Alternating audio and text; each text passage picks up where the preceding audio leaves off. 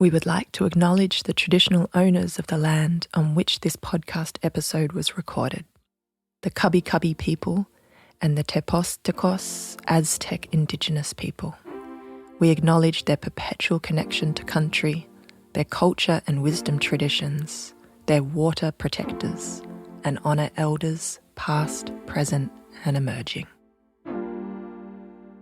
Mahasoma is a female-led meditation collective teaching the practice of Vedic meditation and sharing Vedic wisdom to help you live a life of freedom in love. Our purpose is to share this effortless practice and support you in making meditation an enjoyable part of your daily life. We teach in-person courses in Melbourne, Castlemaine, Surf Coast, Noosa, Brisbane, Tasmania, Albury, and the south coast of New South Wales. If you're keen to learn or deepen your current practice with advanced courses or online mentoring, then head to mahasoma.com or reach out to us via email or DM us on Instagram at Mahasoma. One of my Indigenous teachers, she says, water is more important than the house you live in. It's more important than the car you drive. It's more important than your to-do list. Water is everything. And turning to her means finding solutions to the things that leave us in these states of confusion and helplessness. I think it comes down to, if you're going to be an ally, an accomplice, or an activist, you have to do it from a place of love. It has to start from the heart. It can't start from fear or this mentality of I should do this. It has to start from what do you love most? If you are really passionate about health and wellness, well, water is at the heart of health and of medicine. Hello and welcome back to the Mahasoma Podcast. I'm Laura Poole, Vedic meditation teacher at Mahasoma, and we have an incredible episode for you today with a woman who literally blows my mind every time I hear her speak. She refers to herself as a disciple of water. She is a researcher, activist, educator, health practitioner, and water therapist. She is the divine Isabel Friend.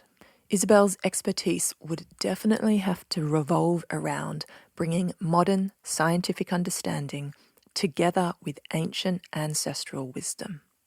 She shares a vision with practical strategies that helps people transform their relationship to water, increasing physical, mental, emotional, and environmental health for all beings.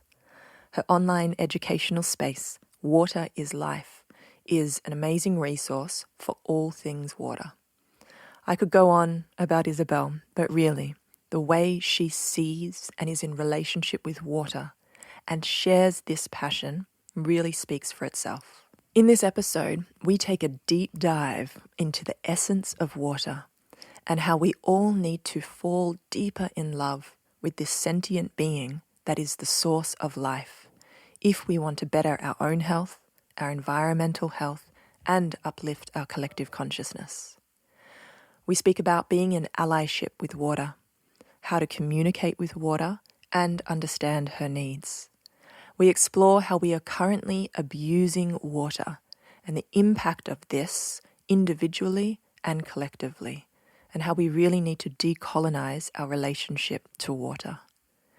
We talk about watersheds, the quantum coherence of water, liquid light, black holes, water divination, and the importance of honoring and learning from our Indigenous water protectors.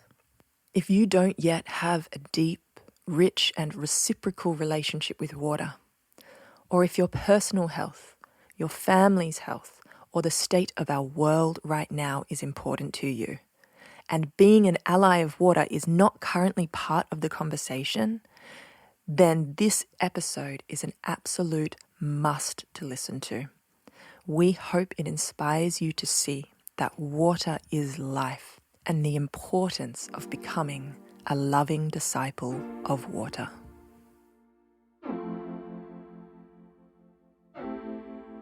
So I thought maybe to just start off so people can get to know you a little bit more, Who is Isabel Friend? Oh, well,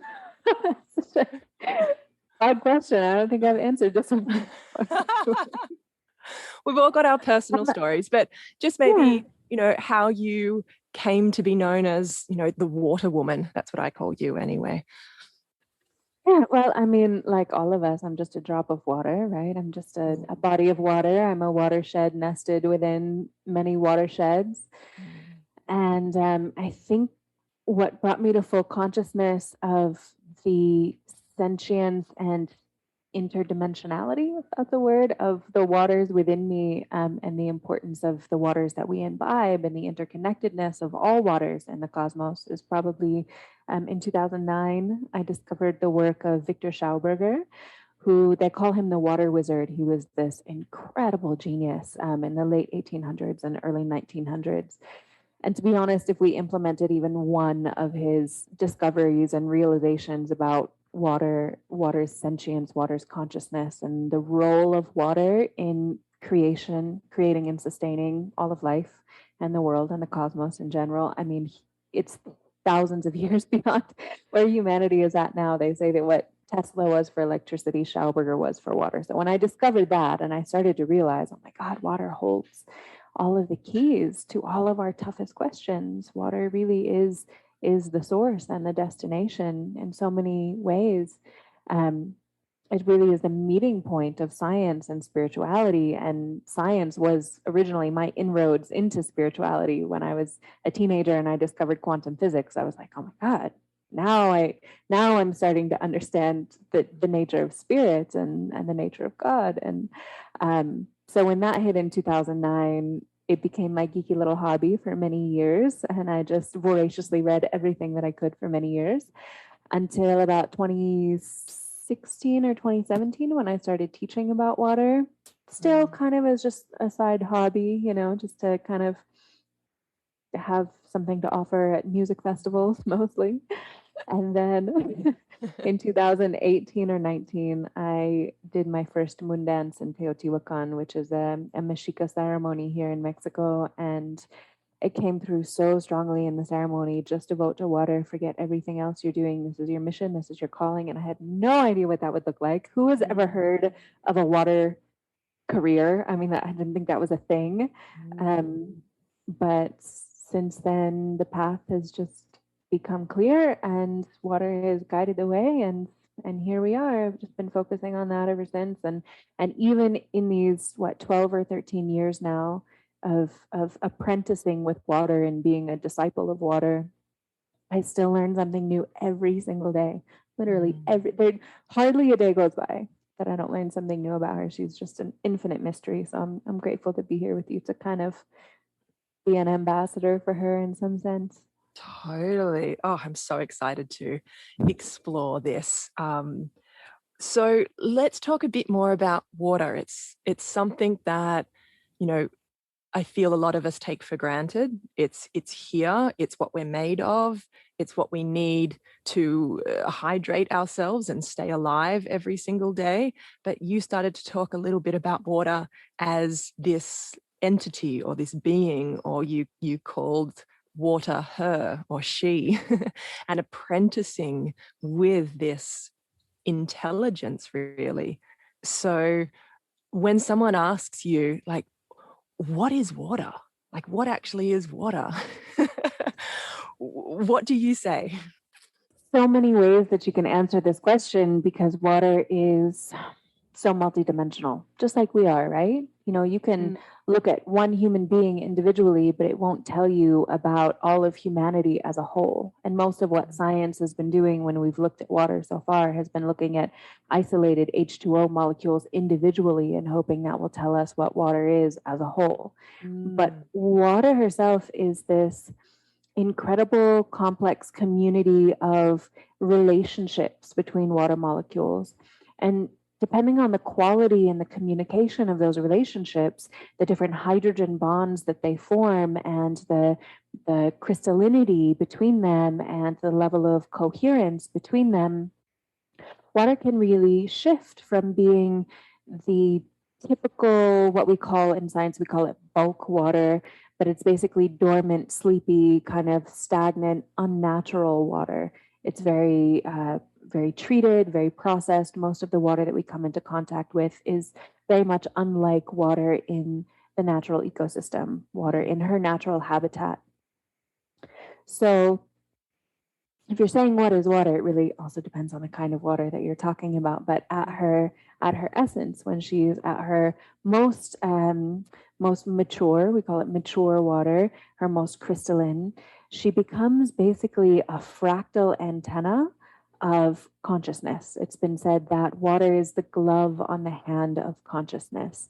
And it's because she really becomes this medium between the manifest and the unmanifest. Everywhere in the universe, all throughout the cosmos, you can find water. It's probably one of the most common substances in the universe. You can find water without life everywhere, but nowhere can you find life without water.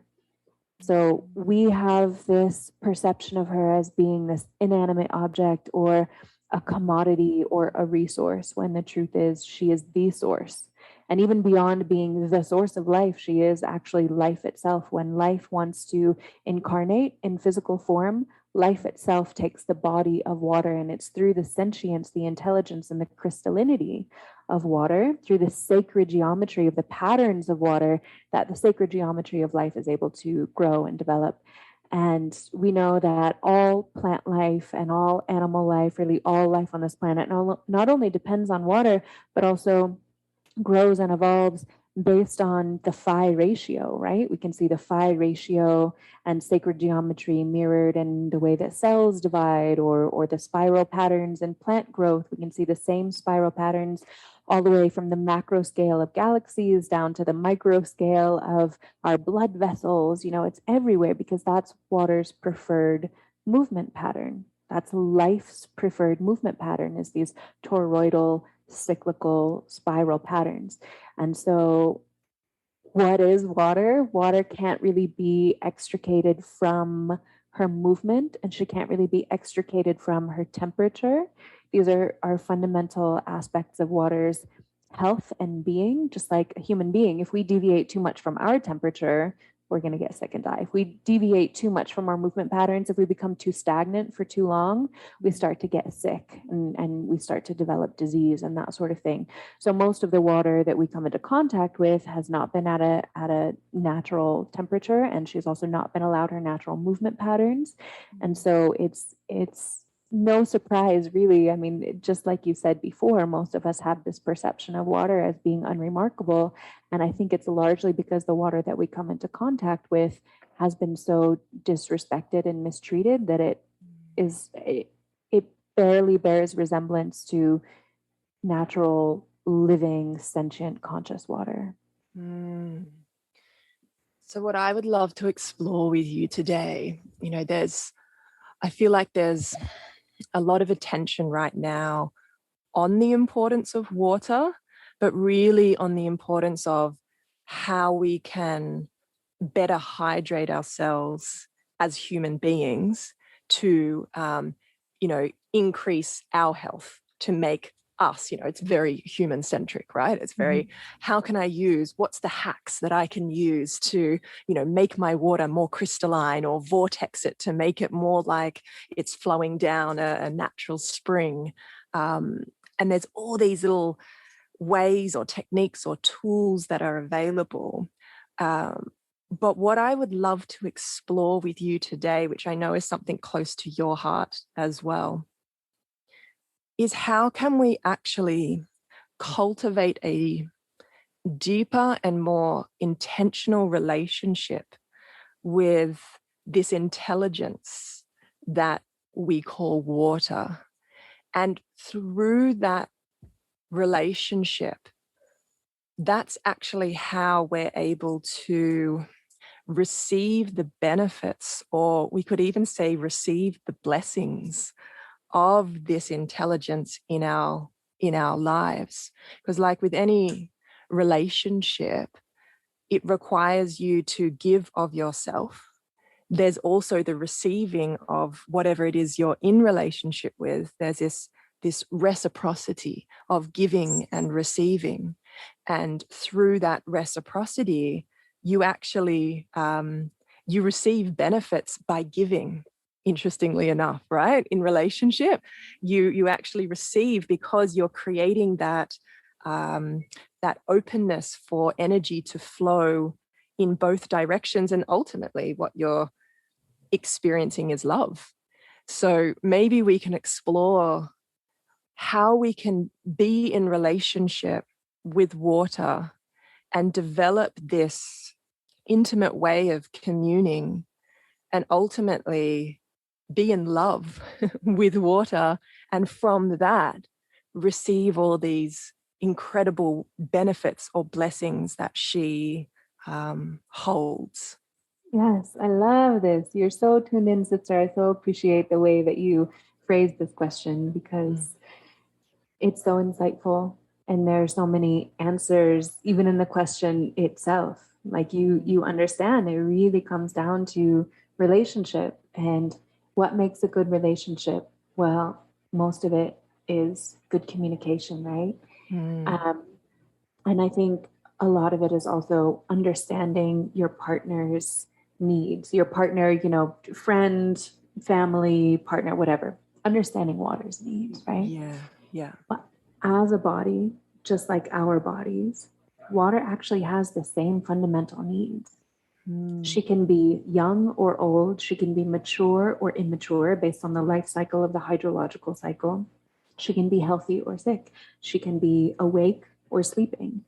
And understanding where she's at, just like we want to understand, where our partner is at when we first contact them, and where we want to go together. Again, like you said, not how we can use her for our own needs, but really recognizing that just like we have a need to eat, for example, we need to take in the earth element. Water also has a need to nourish herself with the earth element. That's the mineral and electrolyte profile of water. A lot of the water that people drink has been through distillation or reverse osmosis, or these different filtration processes that actually rob her, they devoid her of the minerals and the nutrients that she needs, and they create what hydrologists call an aggressive solvent.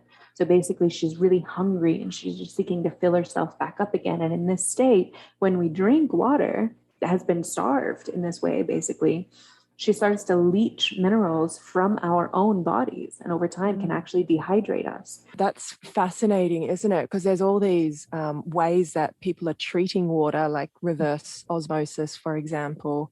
And you're saying that without having that earth element. I love relating, because there's the 5 elements, right? And in Sanskrit, they're known as Prithvi, Apa, Tejas, Vayu, and Akash. And Apa is water. And water, it's said, is the feminine element out of all 5. She's the only one that's feminine. And I love that, being in relationship with earth and how that feeds her. And if she's not in relationship with earth, that can actually end up dehydrating us when we drink. That's fascinating. Absolutely. Well, of course, we need all 5 elements to be balanced and healthy. Water also, we need those 5 elements because we are bodies of water, right? We're 70% water by volume, about 90% when we're born, about 50% by the time we're an elder. In fact, aging is just a process of drying out. But by molecular count, molecularly, we're 99.9% water molecules. That means for every 1,000 molecules in our body, 999 of them are water. And so because we are a body of water, we need all 5 elements because water needs all 5 elements. So she needs the earth element in the form of minerals and electrolytes. She needs the air element because just like us, she needs to breathe. She needs to be well aerated. She needs to exchange gases like oxygen and carbonic acid.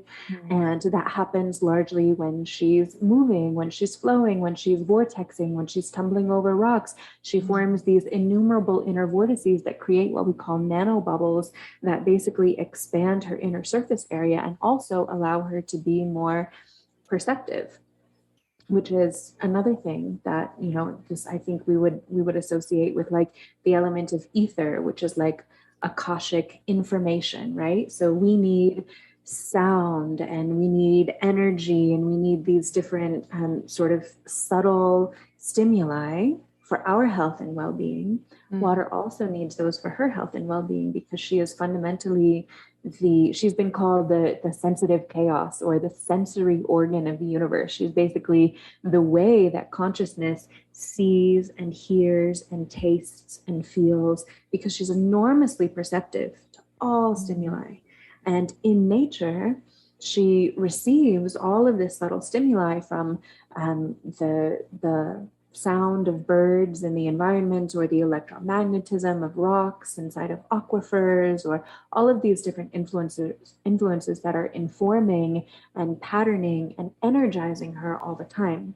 We, of course, need the fire element from the sunshine. It's very important to us for our health, right? And water also needs light in general. She needs moonlight and starlight, especially. In the sunlight, she tends to become a little bit lazy, what Victor Schauberger called lazy water. It's an important part of her life cycle, but it's more of a dormant part of her life cycle. Mostly she becomes really active and energized with moonlight, but there have been researchers like Theodore Schwenk and others who have shown the way that she responds to starlight and the subtle movements of the cosmos. So she's always responding to light in her environment, and that's one of the ways that we bring water back to life. And in addition to needing all of these elements to be a whole, well-rounded, healthy being, just like we do, she also, unlike any other element, she takes the form of all other elements, right? There's no other element that does this. So she takes the form of the earth element when she becomes solid, like ice, and she the form of the air element when she goes into her gaseous vapor state, and she takes the form of the water element, of course, when she is liquid, and she takes the form of the fire element in her plasma state, which is a state that not many people are familiar with, but it's incredible because when you work with plasma water in a laboratory, it's literally like working with fire. It's like creating they call it a phaser. It's like a fluid laser. It's just like working with a blowtorch, and you can put your hand right next to it and it's not hot at all. You don't feel any heat coming out of it. And yet, just like a laser, it can pierce through solid objects and burn them and go up to many thousands of degrees when it's in contact with something. And it's just water itself in the plasma state. Really incredible implications for how it can return things back to water, alchemize things into a crystalline state. I mean, the alchemy of plasma water is really incredible. Could transmute pollution, can take radioactivity down to nothing and neutralize radioactive. I'm getting off on a tangent here. No, but wow, mind blowing, the possibilities, right? Right. So let's talk maybe a little bit about where we're currently at. So knowing this about water, where are we currently at when we look at our global relationship to water? Basically, she is the source of life. She is life, and yet we treat her worse than we would treat any living being. It would be illegal and unthinkable to do to any living being what we do to water. We shit and piss on her. We use her as a carrier for chemical weapons, for pesticides and herbicides. We treat her worse than the lowest living thing, right? It's so abusive because we don't understand her fundamental needs. We don't understand her need to move, and so we bottle her in compressed containers and pressurized pipes, and we put her at right angles, and all of this creates very, very agitated water, just like it would do for us if we were imprisoned or we were forced in very jarring ways over a long time. That would create really unstable people, and it creates really unstable water. And what we do to water, we do to ourselves. And we can see the effects in humanity's consciousness as a whole as a result of the way that we've been treating water, because water corresponds exactly to our psyche, to our emotions. And she is basically our collective consciousness, right? The water in the world is no different from the water inside of us. She represents our collective consciousness. And so when we look at the way we're treating water, Victor Schauberger over 100 years ago, he said, based on the way that we're treating water right now, I predict that in 100 years, people will have enormously low intelligence, enormously low emotional intelligence, and we'll have massive climatological disasters like droughts and floods and cyclones. And, he predicted basically everything that we're going through now as a planet, because the way that we treat water is ultimately our destiny. It becomes our fate. And so if we treat her as an inanimate commodity, she starts to dry up. She starts to disappear, as she should. I mean, anyone should leave a relationship that's that abusive, right? Whereas when we start to decolonize our relationship with water and we start to recognize that she has a life cycle, that she has inherent rights, that she is a living being. And there are a number of organizations working towards this, like the Earth Law Center, for example. Internationally, they're working to give personhood and legal rights to bodies of water. Wow.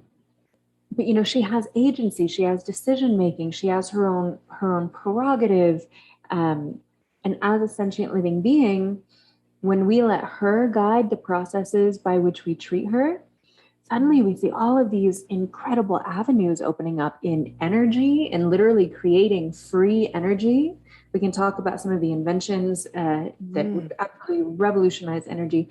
We see that she holds the solutions to health and to medicine, because water is life. So health is hydration, right?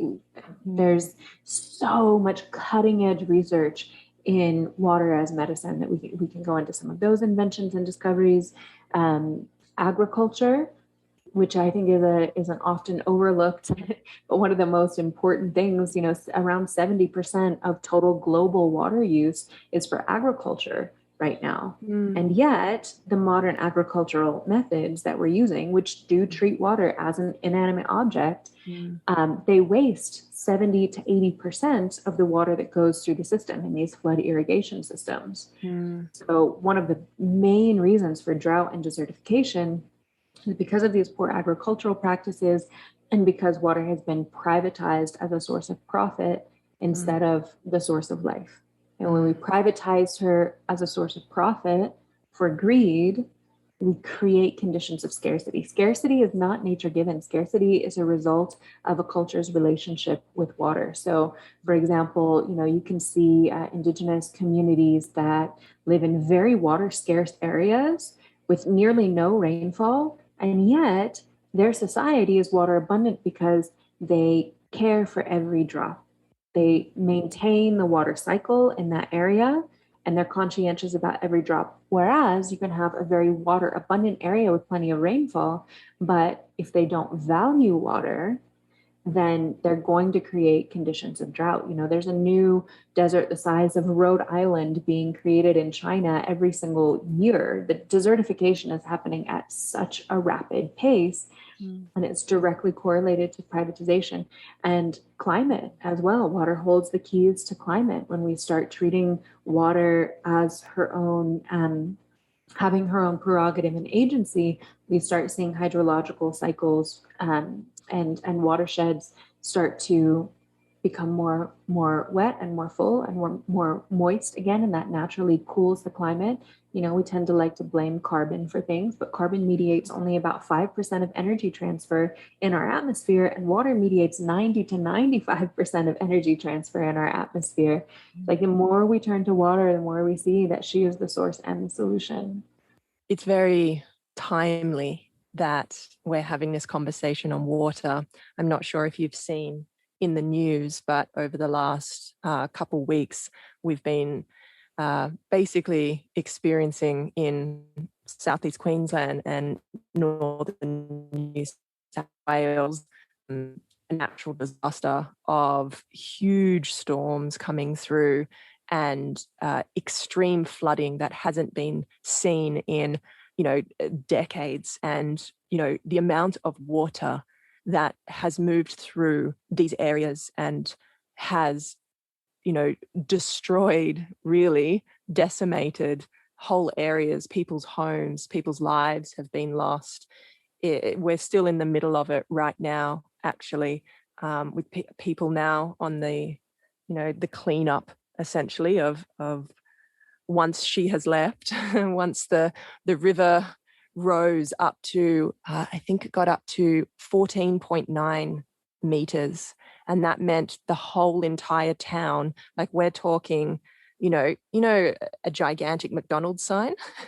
This was in one of the towns. And how high those are up. The water went all the way to the bottom of the M. So we're talking like everything gone, absolutely everything gone in this one town. And in many other towns around it as well in this whole area. So really interesting that that we're talking about this at this time, and we're starting to have this conversation around being in relationship with water and how we can, because the question then comes, well, how did this happen? What can we do about it? How do we rebuild? And I'm just hoping that within that conversation is something like this, where we're actually going, okay, hang on a second. Who is water? What is she about? What is my relationship to it? And what are we doing? Like in a relationship, like you said, if we're abusing someone in a relationship, there's going to be karma. There's going to be cause and effect from that relationship. So I don't know about that area specifically and exactly what their local relationship to their watershed is, but I can share some really common ways that our relationship with water does cause flooding in different areas. Yeah, sure. Yeah. I mean, because there's a lot of First Nations people here, and we can, talk about the difference between First Nation relationship and the culture that they have around relationship to the elements or to the intelligence of life in the colonized way. But maybe, speaking about how flooding can occur, would love to hear that perspective. Yeah, I mean, let's go into both. Yeah. And I want to circle back to your question as well about our personal individual relationship with water. Yes. So maybe let's look at our collective relationship with water, and then we can look at how we can cultivate more of a personal relationship with water too.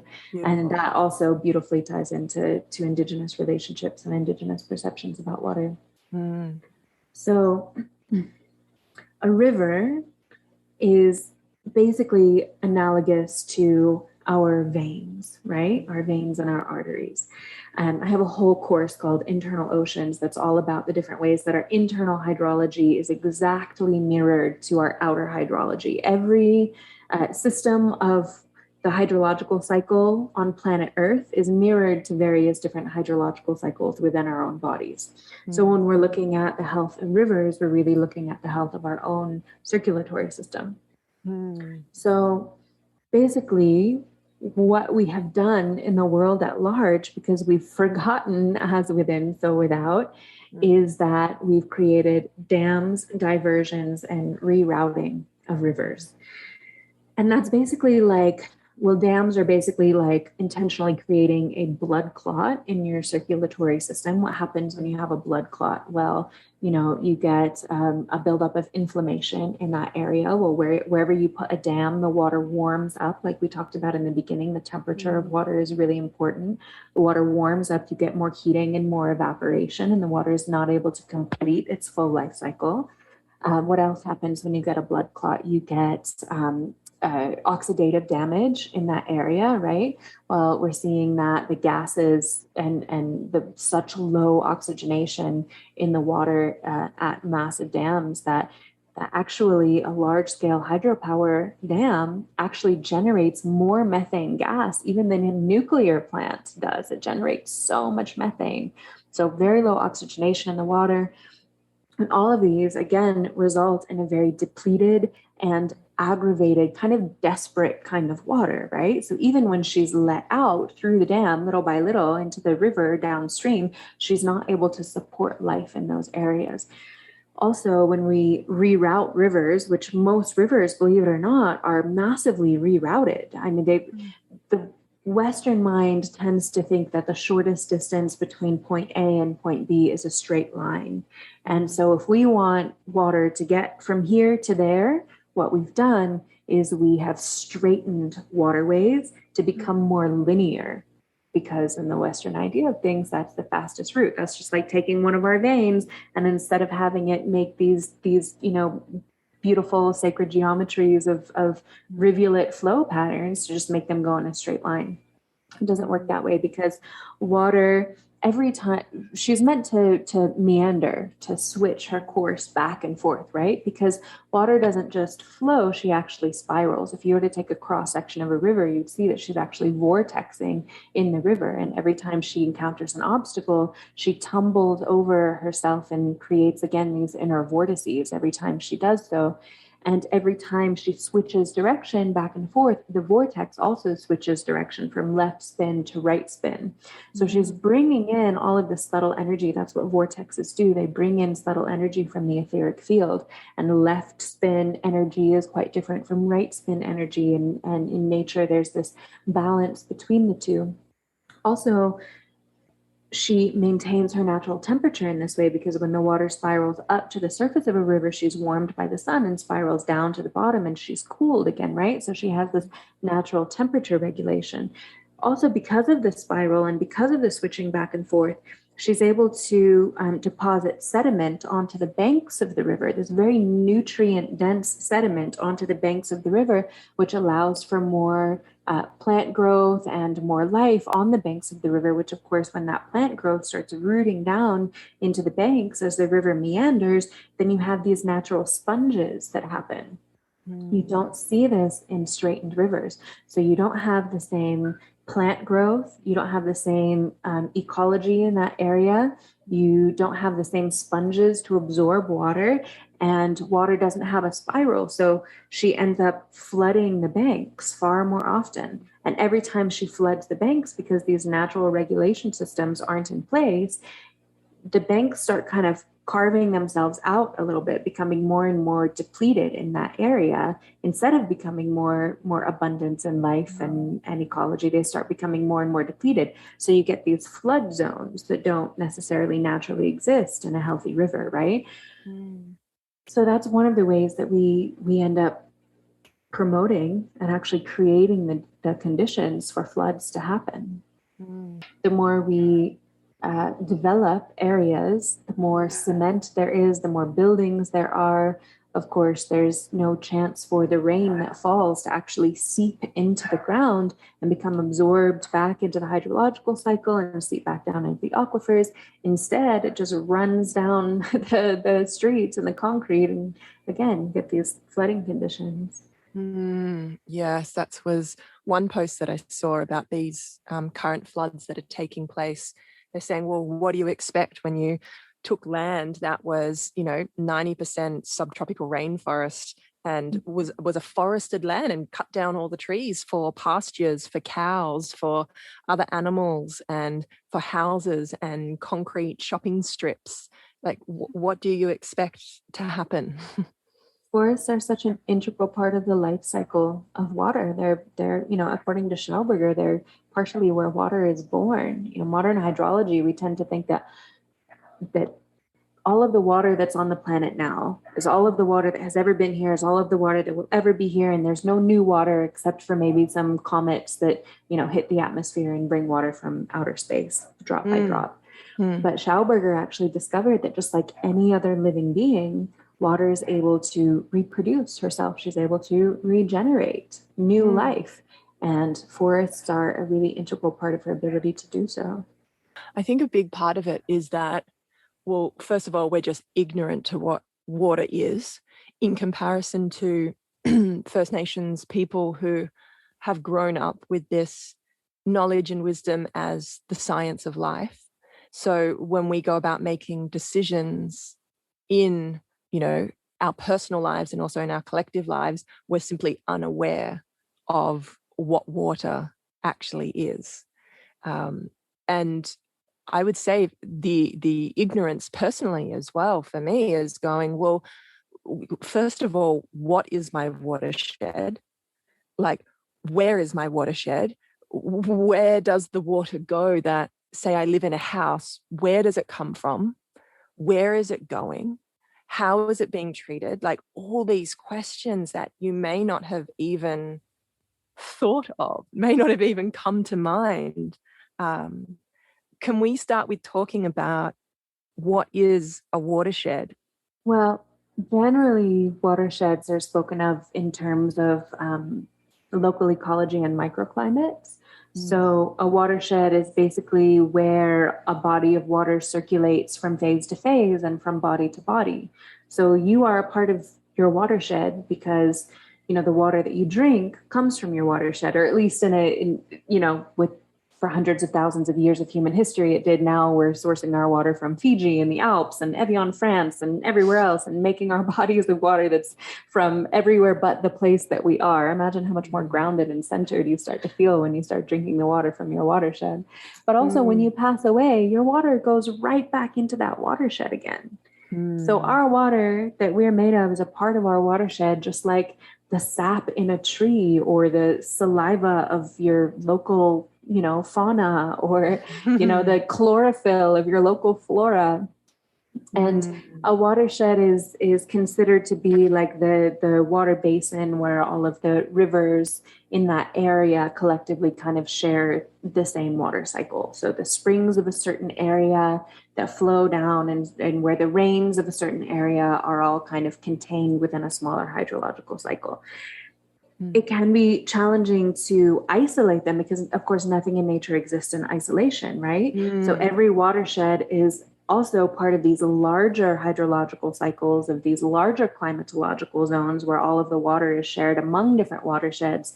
And then the earth as a whole is a giant watershed, right? You could also say that our bodies are watersheds because we have all of these internal hydrological cycles that are part of one connected body of water. We live in a local watershed that's one connected body of water.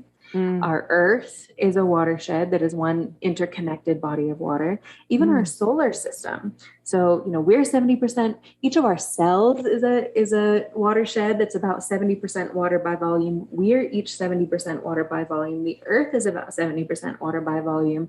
Our 70% of the condensed matter in the outer solar system, in our solar system, is water. And if you look at the universe as a whole, it's about 70% hydrogen. Well, what is hydrogen? If you break it down to the Latin, hydro, water, and gen, creative. So it's the creative force of water. It's like this creative generative potential of water. When it oxidizes, you get liquid water. And we're starting to find water everywhere in the universe. It's pretty fascinating. But we're basically all of these different watersheds nested within watersheds. So even though one particular watershed is interconnected in this coherence within itself, it's also very permeable to the watersheds in general. It's like this nested kind of fractal sort of thing. And water in a body of water behaves with what we call quantum coherence. So when something is coherent, it behaves cohesively as one unit, even though it's made of many different parts. So your body is coherent because even though you are many different cells and many different organs, your body behaves cohesively as one coherent organism, right? You're not necessarily aware of your blood being separate from your lymph, being separate from your saliva, being separate from your cerebral spinal fluid, et cetera, even though they each have their own hydrological cycles. One of the things that I've begun to recognize as I've started apprenticing with water is that the water in each watershed is not necessarily cognizant of being separate as rain here and spring water here and a river here. She is one cohesive body in each watershed, and we're a part of that cohesive body. And there's this constant communication and communion taking place on a very subtle level between all these different nested watersheds. So if someone wanted to find out where their watershed is and in many ways begin to be in relationship with that, what would they do? Where would they go? How would they search? That's a great question. So I know that in the US, we have the US Geological Survey. I'm not sure about in other countries. I mean, I'm not even in the US. I'm in Mexico down here. I'm sure they have some kind of geological survey. So that's a great way to just get to know the general topography of your area. Also, findaspring.com is probably the most valuable resource that I can share here. And that's an international user supported website that will help you to find springs in your area. And you'll be able to see, which ones are hot springs, medicinal balneology, kind of high TDS, mineral rich springs, and which ones are cold springs. And a lot of times you'll find that people have already done testing on those springs. So you can see the ones that are safe to drink from. The vast majority of cold springs, vast majority, almost pretty much all of them, are still really safe to drink from. Unless you have fracking in your area. You can go to fracktracker.com to see if your aquifers have been compromised by that. You can also go to Gaia GPS, or best method, in my opinion, is just ask the elders in your area, because they know. We're only 1 or 2 generations separated from humans that it was their common practice. It was their natural default to drink water from the earth, water that was freshly born from the blood of Mother Earth. The water that we drink becomes our blood within 5 minutes. And we are one of the first generations in history that is not making ourselves directly of Mother Earth's unadulterated, non-domesticated bloodstream. So just ask the elders, ask your grandparents. They probably went to drink water from the springs in that area. Since 2009, I've been drinking almost exclusively spring water, and I'm nomadic or semi-nomadic. I rarely live in one place for very long. I travel the world, and you might be shocked how many springs are actually in your area and how accessible they are. And even if your closest spring is an hour away, it is worth it. It is so worth it. I mean, who doesn't drive an hour just to get to the airport, right? But you are making a pilgrimage to the source of life itself, where life is being born. And this water has been underground in aquifers for sometimes millennia, since before the Industrial Revolution, since before the onset of pollution. This water is pristine and perfectly preserved in its ideal state, and then drawn to the surface through a vortex of lunar gravity, where she's exposed to all of the elements that she needs to become this perfectly life-giving sentient entity. And I don't only recommend this for the health benefits. Most of my work, I'm sure you've seen online, is all about health and hydration, and it's very science-based and very, factual and blah, blah, blah. But there's this deep spiritual communion that happens when you start harvesting raw wild spring water. There's something that happens when you extricate yourself from the middlemen. We've got middlemen of like priests and religions inserting themselves between humans and the source of our spiritual life, which is God.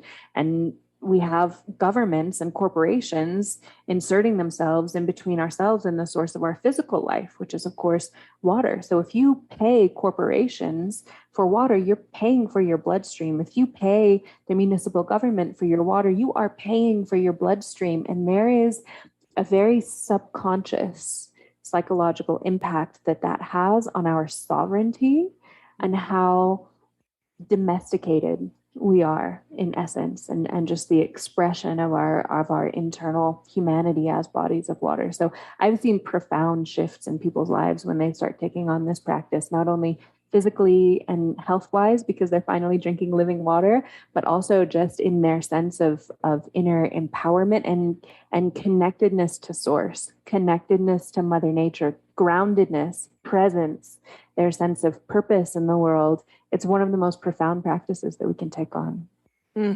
Love this. Let's keep exploring this on a personal level, because you were saying these benefits that come from drinking wild spring water.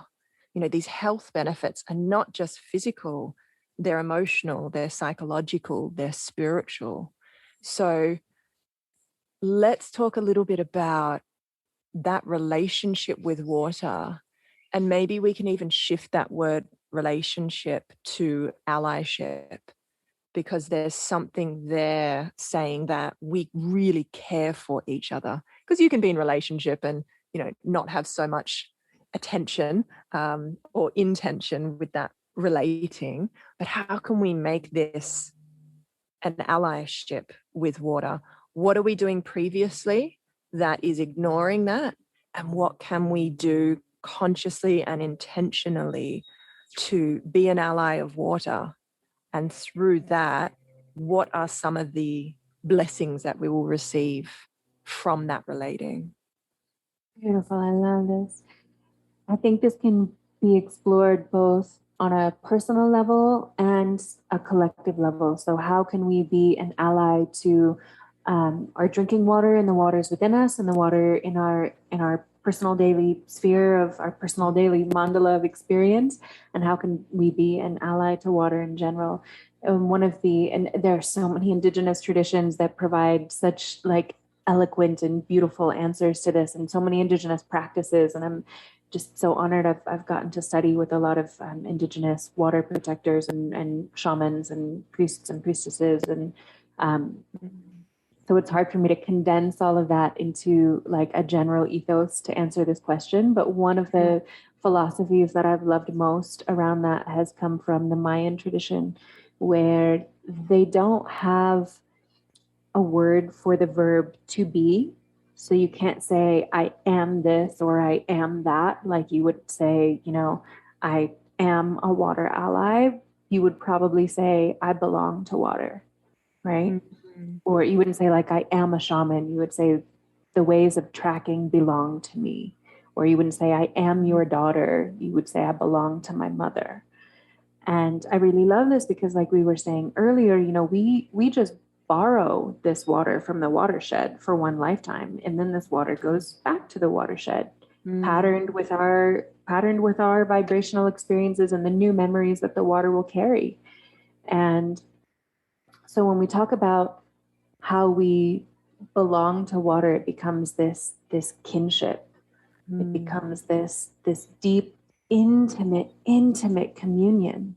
We commune with water as we pray. We're only able to carry the vibrations of prayers out into the cosmos because water is an amplifier and an antenna and the medium of communication between the physical and the non-physical, and has been seen that way cross-culturally and throughout human history. That's why it's used in every kind of religious or indigenous ceremony and prayer practice. Water is there because it is this vessel that is the medium between the manifest and the non-manifest. And when we start seeing it as basically this telephone to source, so to speak, this entryway of quantum relationship, then the way that we interact with her becomes fundamentally different. And I think in our personal lives, a lot of what that can look like is just like you were saying in the beginning, what does a healthy relationship look like in general? Well, with healthy communication, for example,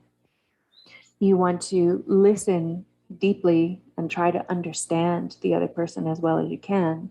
And then you want to reflect back, your understanding. So did I understand you correctly? Is this what you're trying to say? There's this reflection, this mirroring that happens. And then you add to the conversation. You give something back. You evolve the conversation by bringing your own medicine to it, right? And we can see water doing this as well, actually, in these really fascinating ways. So we know, of course, that water is clearly listening and perceiving because that is one of her fundamental roles in nature. As a glove on the hand of consciousness, she's conscious of everything. We can see under a microscope that every cluster of water molecules has around 440,000 panels on it at minimum. At minimum, that's just the smallest amount that we're able to measure with the most high-powered equipment that we have. But understanding the nature of water, actually, each one of those panels is further broken down into smaller panels. So water actually has this fractal nature where she has an infinite number of panels per water cluster. This is why getting your water molecules to actually cluster together and structure themselves is really important, because each of those panels is responsible for sensing, storing, transducing, and transmitting vibration, energy, and frequency. All of the stimuli, all of the input, she's constantly listening, hearing, seeing, perceiving them, and storing them within this fractal array of antennae within every single cluster of water molecules, right? So we know that she's listening. We know that she's paying attention. You can prove that in multiple ways in the lab. And in reflecting back to us, not only is water the first mirror that we ever encounter, not only is she just the primordial reflector, right? But we can see this in numerous ways. And of course, Emoto's work showed this. I'm sure most of your listeners are familiar with Emoto's work. I really love Veda Austin's work. I don't know if you're familiar with her, but she has this beautiful, beautiful. She's developed this crystallography technique that anyone can do right at home. All you need is a petri dish and a freezer. You don't need the high-powered electron microscopes that Emoto was using. And you can see that water directly mirrors whatever she's exposed to such an extent that she'll create these artistic expressions of images. Like if you put the petri dish on top of an image, you can freeze that water and oftentimes she'll recreate the image. Or like, for example, when I first started working with this technique, one of the first freezes that I did was I had just been in a teepee ceremony in this beautiful Lakota lodge, and I took one of the charcoals from the fire, put it in the petri dish for about 30 seconds, and then put that in the freezer. And the crystallography that she formed was this perfectly sculpted teepee, complete with the fire inside of it and the roadman with the feather in his hair.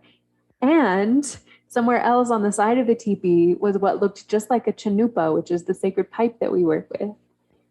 No. It was like, yeah, I'll have to send you a picture of it. I was about to say, you took a photo of it? Okay, we have to see this. Okay. Wow. Yeah, I'll send it to you. It's incredible. And you see this over and over and over again. I worked with the technique again recently, and I get my water from spring from the mountain right here. And I froze 2 petri dishes, and one of them was a perfect aerial view of a mountain range, and the other one was a perfect side view of the mountain range.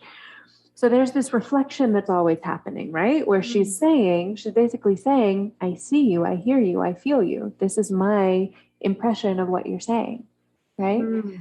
But she also is proactively evolving the conversation, right? And I'm saying it in that specific way because of the difference that we can see in the laboratory, which I'll get to in a second. But just to stay with the crystallography example for a moment, Veda Austin has also been developing what she calls hydroglyphs, which is kind of like the Rosetta Stone of water communication, at least for this technique. I mean, you could use 100 different methods and instruments to study water, and she would communicate in 100 different ways. You know, I have oscilloscopes here, I have photodiodes here, I have magnetometers, I have capacitors in my laboratory here, and she's going to communicate in different ways with all of these different things. But crystallography is really beautiful because you can just immediately see it, and it makes sense, right? So Veda Austin has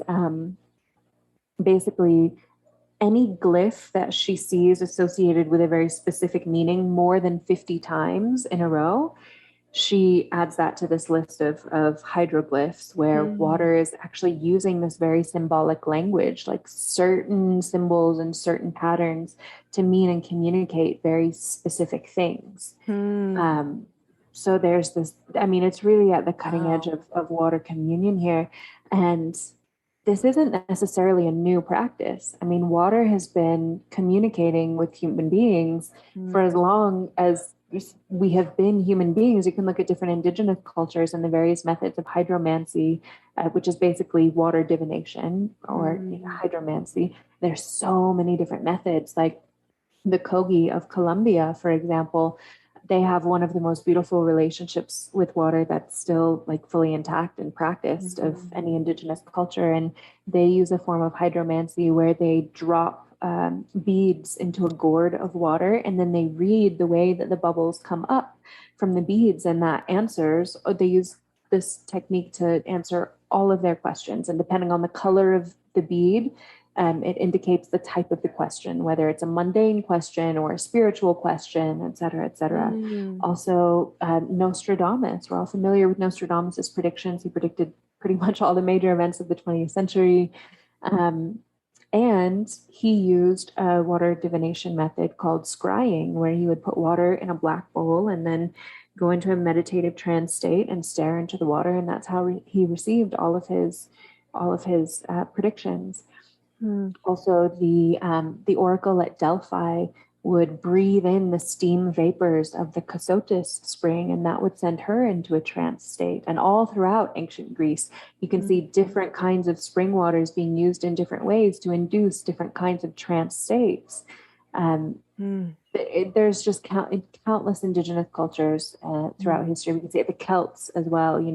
They would query water for just about everything, even down to putting a piece of clothing onto water and seeing if it sank or if it floated, and then that would determine certain answers about a person's nature or their state of being, or even they used that to determine whether criminals were innocent or guilty. Water divination has been used throughout time. And when I say that she's adding to the conversation, it's not just that she answers questions yes or no. You can find that easily with using a pendulum over a bowl of water at home. But one of the things, one of my colleagues, who is just one of the most incredible water scientists on the planet today, he's discovered that water actively evolves whatever stimuli she's exposed to by the phi ratio, which, this is groundbreaking. Because, for example, say that you expose water to a really negative stimuli like 5G. We know that 5G breaks down the structure of water. And when she's continuously exposed to it without any break, it again creates this really disorganized water. The water molecule is a dipole, meaning it has a north pole and a south pole. And EMFs like 5G cause the water molecule to switch polarities up to 1 billion times per second. It's this enormously unstable, kind of anxious kind of energy in the water. What he's found in the lab is that as long as you expose water to a stimuli like that in a gentle and rhythmic way, and in other words, you give her a break, time to adapt, time to rest, by the time she's exposed to that stimuli again, she will have evolved her response to it by a ratio that is the exact phi ratio, so that she's actually creating a harmony that brings this dissonance into harmony. It transmutes something that is very disharmonious into something that can actually become medicinal or can become regulated by the water. This is the intelligence of water in action. This is her sentience and her conscience in action, working on behalf of evolution. And that would be within us as well. So say we're full of water and we're in contact, with our, I'm looking at our little Wi-Fi box over there. There would be a relationship taking place with the water in our body to that frequency, and that evolving of the conversation happening so that it's not affecting us as bad. Is that kind of what you're talking about here? Yes and no. So because our body water has been adapting to these frequencies over the past decade or two, however long it's been adapting to, right? How old since radio frequencies first started, I guess, which is what, like 100, 200 years ago, something like that. But because we've been gradually adapting to these, yes, our body water has more capacity for that than our ancestors would have. Supposedly, if our ancestors were transported in time, they would be enormously made ill by the frequencies that we are commonly exposed to now.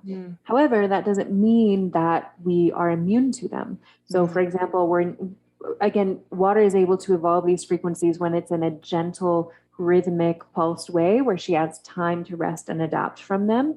And most of us don't give ourselves that time in the modern world. Like if you go out into nature and you use an oscilloscope and you measure the frequencies of your body water, you're going to continue reading about 60 hertz, which is about the hertz of, most electronics, for many hours, sometimes even days, into this trip into nature before your circadian rhythms start to bioregulate themselves. So we need to give ourselves a chance to be without them and adapt. And we also need to be really conscientious about using really good, high quality EMF protection, because it doesn't matter how high quality the water that you're drinking. If you're in the presence of strong man-made electromagnetic fields, you won't necessarily be able to absorb that hydration.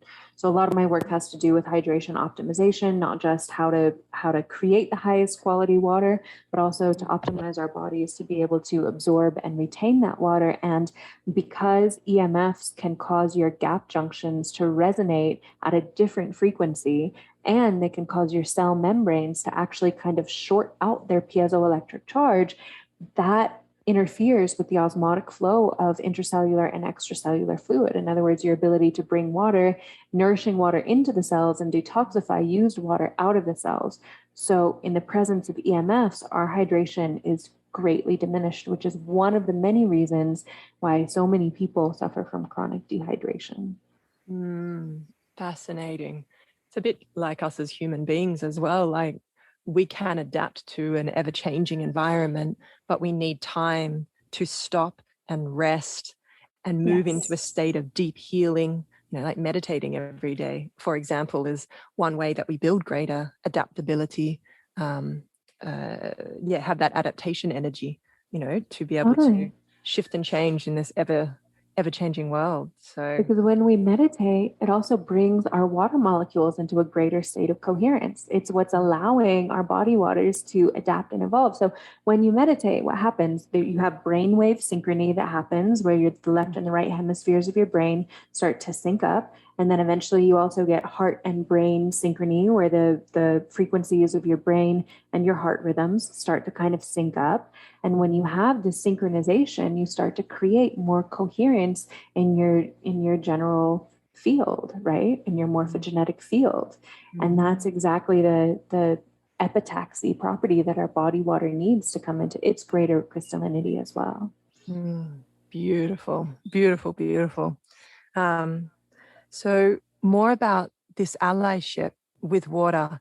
What are some really practical ways that we can begin developing this more conscious, intentional, ally-based relationship with water? Like someone who's, let's say, living in a city or isn't living, on a beautiful mountainscape or on acres of beautiful land, where can we start really practically? I think it has to start with the water that you come into contact with every day, and assuring that whether it's tap water or distilled water or reverse osmosis water or your shower water or the water that you're giving to your plants or rainwater or the water that you're peeing out or anything, whatever water you come into contact with, to start to create a more conscious relationship with it and ensure that it leaves you better than you found it.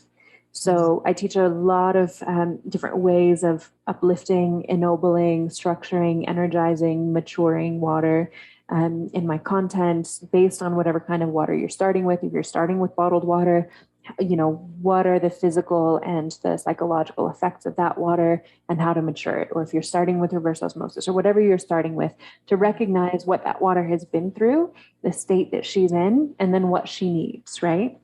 So that even if the water is just going back down the drain again, at least that water is going to be more conscious, more alive, and will then have an effect on all of the other water that it encounters in, the municipal plumbing system or in the watershed or wherever it's going. So I think on a very personal, individual level, that's a good place to start.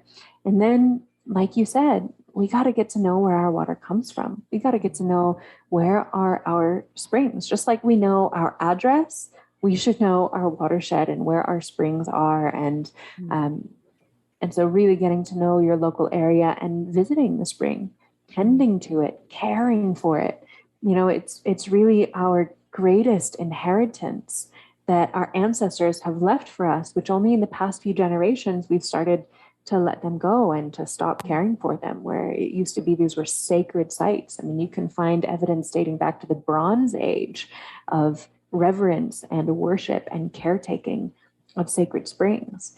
So these are some of the most sacred vortexes of energy on this planet. And it's important to go. And even if it's not a spring that you can harvest your drinking water from, most of them are. Some of them are kind of tricky, like you can't fit a bottle there because of the way that it is or whatever. Like just going and making offerings there, going and making prayers there, going and meditating there. Pretty much all Indigenous cultures that I've encountered have recognized that springs are these portals to other worlds. And I've had personal, just incredible, totally sober psychedelic experiences at certain spring sites where it's like, oh yeah, they are portals. So really communing with your local watershed in that way. And then find out, who are the original caretakers of your watershed? Who are the Indigenous people on that land? Most of us come from a background of colonization, and we are kind of squatters on stolen land. So it's really important to recognize whose land is this, and are they currently actively being water protectors and water guardians, and how can you be an ally and of service to their mission and their cause? So find out who the Indigenous people of your land are, get involved in their movements and their missions. There are also a number of amazing organizations doing really great work on behalf of water in the world. We mentioned Earth Law Center before. That's a really great one. The Blue Planet Project is a really great one. The Earth Law Center, the Lakota Law Project. They were some of the water protectors at Standing Rock, and many of those water protectors are still facing criminal charges. So at the Lakota Law Center, you can get involved with their work and other projects to stop various pipelines from happening. Standing Rock got a lot of press, but there are about 97 other pipelines being put in just in the United States alone that are getting no press, and they're almost all on Indigenous land. So yeah, just becoming an accomplice, not just an ally, but really an accomplice. An ally will pick you up from a jail, but an accomplice will be sitting there with you. I think that's the activism part of this. Like, I love that idea of being a water protector or being a water guardian, in which you are going to protect and take care and fight against anyone who is trying to abuse this divine being that you're in relationship with. And I don't think we are aware of just how much abuse there is to our local water, like outside of the US as well, I'm sure. Oh yeah, everywhere. Like you're saying, even just the rivers being straightened rather than having their natural flow, dams being created. There are dam decommission projects that you can get involved with all over the world. Yeah. International Rivers is another really great organization doing really good work. I think it's intlrivers.org. I want to say really great work around decommissioning dams and just helping to protect the Earth's circulatory system. There's so many ways of getting involved. It's like you said, like really, we have to stand for something. And if there's anything worth giving our life to, it's life itself, right? We live in this death cult of post-apocalyptic capitalistic consumerism. And if we want to switch to a culture that prioritizes life and stands for life, we have to stand for water, because as it's been said, we are not protecting water. We are water protecting herself. And one of my Indigenous teachers, she says, water is more important than the house you live in. It's more important than the car you drive. It's more important than your to-do list. Water is everything. And turning to her means finding solutions to the things that leave us in these states of confusion and helplessness on an almost daily basis. And I think really it comes down to, if you're going to be an ally, an accomplice, or an activist, you have to do it from a place of love. It has to start from the heart. It can't start from fear or this mentality of I should do this. It has to start from, what do you love most? If you are really passionate about health and wellness, well, water is at the heart of health and of medicine. If you are really passionate about art and dance and creativity. There's so many different ways to channel that on behalf of water. There are so many artists who are using their talents and their gifts to stand for the watershed and the climate and that sort of thing. If you're really passionate about economics and politics, well, water provides these models of decentralization and humble leadership that politics and economics can be based on in various ways. There's the whole World Water Law project that is taking place, which proposes water being at the center of all politics and of all lawmaking, and it's really the most beautifully decentralized and life-supporting system of governance that I've ever seen proposed. So no matter what you're passionate about, if you're a writer, write on behalf of life. Right on behalf of water. If you're a lawyer, God, there's so many good projects that get involved. Whatever you do, channel that love into the service of life itself on behalf of water. And I think you said it so beautifully. This has to come from love. This has to come from a personal understanding and appreciation of water, which means you have to be in relationship with it first. You've got to make the time to do that and be conscious and aware of that before you can kind of get out there and start, being a water activist. You've got to know who it is that you're protecting, who it is that you are fighting for. So just those little things that you can do each day to develop that deeper relationship with water. Even just having this conversation now with you, just thinking about what I can do. We have a beautiful creek that runs through the bottom of our property. And it's like, okay, I know that it's very special. Every time we go down there, we bathe in her every day. We, sit by her, we witness her, we see the natural curves. And it's like, okay, I now know that there's something more that I can be doing here in that relationship. You don't have to have a creek on your property though to develop that. There's water coming out of your tap, there's water, in the rain that's coming down on your land. So I love that idea of really establishing that personal relationship. What have you seen in either your life or people that you've worked with when you've started to develop this deeper relationship? What are some of the incredible things that you have learnt about water where you've gone, oh my God, like I had no idea you could do that. And from that realization, from that seeing, what is it that you have received in return? Like, what is that blessing that has come from that seeing? Well, what a rich question. Well, I remember when I very first started drinking raw, wild harvested spring water, and I would go forage for it, starting back in 2009. And at that time, it was not easy to get to. It was really a pilgrimage. It was a very challenging harvest, but it was so worth it. It's always so worth it. So at the time, I was in a relationship, and it seemed like we could just kind of never get on the same page. You know what I mean? Like our communication was just off. Granted, the whole relationship was just off. We were not a good match, but the communication was particularly challenging. And we started drinking water from a nearby spring. And nearly immediately, within a few days, our communication just became so much clearer because our emotions became clearer. Our cognitive processes, our thinking became clearer. My sense of being grounded and present and not being as inflammatory, not being as emotionally reactive, not having the highs and lows of moods, not having the highs and lows of being pulled this way and that by the monkey mind that tends to take stranglehold of us sometimes, and when people get caught in these loops of mental processing, a lot of times it's just, how hydrated are you really? Our minds rest in a pool of liquid that is our CSF, our cerebral spinal fluid, is only one molecule different from seawater.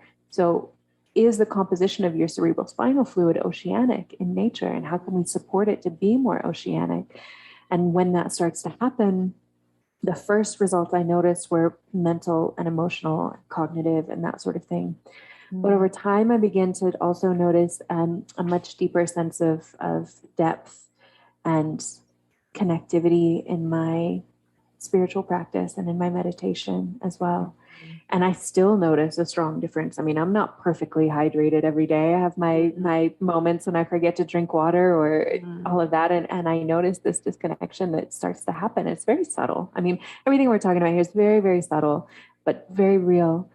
And some of the things that I've learned about water that have absolutely blown my mind have been, oh gosh. Okay.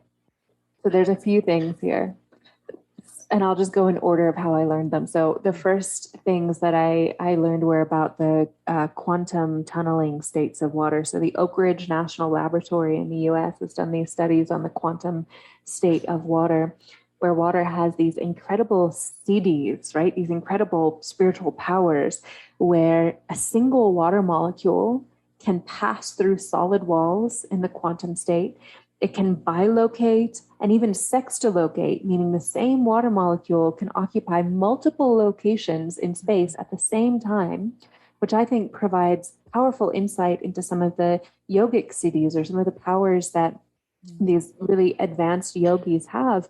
They're really tapping into this capacity of the empowerment of what it means to be a body of water, living on a body of water, and what is water truly capable of when she is filled with light. Which brings me to my next discovery, which was that water is actually liquid light. So if you look at it on a subatomic scale, water is 1 part matter, which is the hydrogen and the oxygen. We tend to think of water as being all H2O, right? That's what water is. It's H2O. Well, that's just the material part of water, which is 1 part H2O to 1 trillion parts photons. These are basically light particles. They're equivalent to bosons, and the bosons are kind of the interface between the physical and the non-physical, between this dimension and the quantum realm. And so if it's 1 trillion parts photons to 1 part matter, water is literally liquid light. And depending on the allotropic state of that water and also the isotopic state of that water, we can start to tap into this capacity to resonate with pure light. And another thing that's pretty fascinating is the relationship between water and black holes. So we also know that black holes have this capacity to interface with other dimensions, right? As a lot of scientists consider them to be kind of the source of creation and how matter is brought into this world. But we know that black holes are excreting tons of water constantly. They give off so much water. And also inside of every water molecule, okay, so you can kind of think of structured water as being like the oxygens are kind of in this plasma ring of connection at these different valent states, which depending on the valent state, which can be anywhere, there's like 6 different valent states of oxygen ranging from, -2 to +2. And each one of them is kind of equivalent to a 1 or a 0 in computer language, right? An on or an off. But if you had a computer that didn't just have a binary 1 or 0 on or off, but it had 6 different states, then it could capacitate something like 1 billion times more information than even our most advanced supercomputer currently. So Dr. Rustum Roy called water the world's most malleable computer because she has 6 different valent states. So it's like 1 billion times more computing capacity. So very, very conscious, right? So you have these oxygens in this kind of spiraling ring that are in more or less fixed points in the matrix of water structure. And then you have the hydrogen that is kind of more dynamic in the structure, kind of moving and dancing and forming these different relationships and forming covalent bonds and these different kinds of bonds and bonding at different angles. And the different angles of the hydrogen bonds create different kinds of geometry and different shapes of crystalline structures. Well, part of what the hydrogens are doing when they do this is they're getting rid of and accumulating electrons. So they're always kind of exchanging electrons, exchanging energy, exchanging information, right? Well, when a hydrogen has given away its electrons, it becomes just a naked proton. Mm. And the closest approximation that we have to what a proton is, according to the work of physicists like Nassim Haramein and others, is a proton is basically this teeny tiny little black hole, right? So water is constantly creating these little minuscule subatomic black holes that, again, are interfacing with the quantum reality of source energy, pure source energy. Water is this channel of pure source energy. So when we look at what the ancient mystics and some of the most powerful yogis and saints throughout history have been doing, like we talked about earlier, when we get into these deep states of meditation, what we're doing is we're syncing up the various frequencies and energetic rhythms in our bodies that creates more coherence in our body water. And the more coherence in our body water, the more light is accessible in that body water. And the more these hydrogens become their like black hole state of bringing in infinite source energy. So when we talk about, in new age communities or whatever, they talk about, just be the light, channel more light, or, connect to the light. It's like the sentience and coherence of our body water is our direct connection to that light. Wow. And that, we're seeing this again and again in labs, but really all these labs are doing is confirming what the ancients have been telling us all along. And you don't need to listen to ancient wisdom or modern science to really go within and actually feel that personally and start to develop that personal internal relationship with it. And, whatever you do, don't take my word for it or anyone's word for it, but really connect with the sentience of your own body waters. Listen within, start to feel the lake of light in the central ventricle of your cerebral spinal fluid. That tons of ancient scriptures and mystical teachings have talked about the journey of the ascension of consciousness being this journey of the river of light, this fluid CSF that goes up the spine. And pardon me if I'm getting off topic here, but I feel like it's so important to recognize that this inherent empowerment of being a body of water, because you look at the stories of the Ida and the Pingala and the Sushumna, and how does Kundalini rise when we have this consciousness awakening? The Ida and Pingala are spiraling back and forth, and then you have the Sushumna in the central channel. Well, how does your cerebral spinal fluid flow? It doesn't just flow in a straight line, it actually spirals. You have these two outer channels spiraling, and then a one central channel in the middle of them that goes up. And in German, the word for spinal column is spiral column. The word for vertebrae is vortices. It's this journey that your CSF makes. And when it gets to the central ventricle, it's been called the crystal cave or the lake of light. You can see it referred to in the ancient scriptures of so many different, religious teachings and mystical teachings. And it's literally giving off light. So your cerebral spinal fluid is piezoelectric. It's lighting up all the time. And your pineal gland, which has actual photoreceptors, sits there looking into this lake of light. And then your pituitary gland sits at the other side of it. So your pineal and pituitary glands are constantly bathed in this ocean of light. And when we start getting in touch with that inner ocean and we start optimizing its capacity to be more crystalline, to be more oceanic in nature, and to channel more literal light, the more we start unlocking our own capacities, our own infinite capacities as humans and as bodies of water. Love it. Absolutely love it. Wow. What a journey we've been on this morning. Well, I think that's a beautiful point to end this amazing conversation on. I know that you have so much more to share, and I highly recommend everyone listening to this to go and check out Isabel's website that has some incredible courses on there. And also you have this whole shop of ways that you can help to restructure water, those more physical ways. We've talked a lot about the subtle relationship ways that we can gain benefits or blessings from the intelligence of water, but there are also those real physical ways of which you talk a lot about, and that's probably going to be a whole other podcast if we're going to go through and do that, but highly recommend everyone going and checking it out. We're going to put everything in the show notes for you, everything that Isabel has spoken about.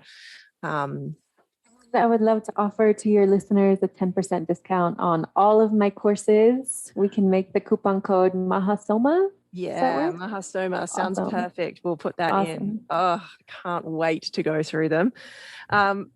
Is there anything at this moment that you're feeling water is communicating to you that you would like to share to finish this podcast off? I think it's that magic is real. That's what's coming through in this moment. You know, as Lauren Isley says, if there is magic on this planet, it is contained in water. And that's so true. We can't lose hope. We can't lose faith, because there is magic. There is mystery. There are miracles, and water channels those in divine ways. And so when you start to feel yourself losing hope in the face of everything that's happening, turn again to the source of life. Turn again to the source of magic, the source of mystery, the source of miracles, the source of healing, and just bathe in those waters. Immerse yourself in those waters. Go back to the waters, lie in a stream, lie in the bathtub, bathe in a waterfall until you feel healed and renewed and refreshed, and you can go back with full power and strength and vigor to do your work in this world full of faith and full of hope and full of love. Jai Ma, Jai Ma. Thank you, my love. Thank you so much for having me. It's really a pleasure and an honor to chat with you. Thanks for listening to this episode. If you enjoyed what we were communing about and want to hear more, then please subscribe to the Mahasoma Podcast. And if you have some time, then please leave a review. We would love to hear from you. And it will also help to share this podcast with those looking for a new perspective.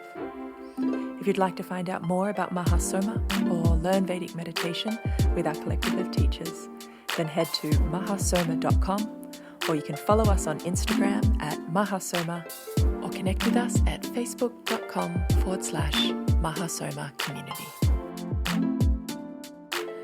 Together, we are a collective, a community of like-minded, heart-centered humans weaving into the tapestry of life new ways of being and living through the exploration of timeless wisdom and the sharing of stories. We aspire to uplift and support a new generation of conscious, empowered, and purposeful humans. Mahasoma is all about exploring new cultural narratives to help you find a new normal. Together, we rise in love.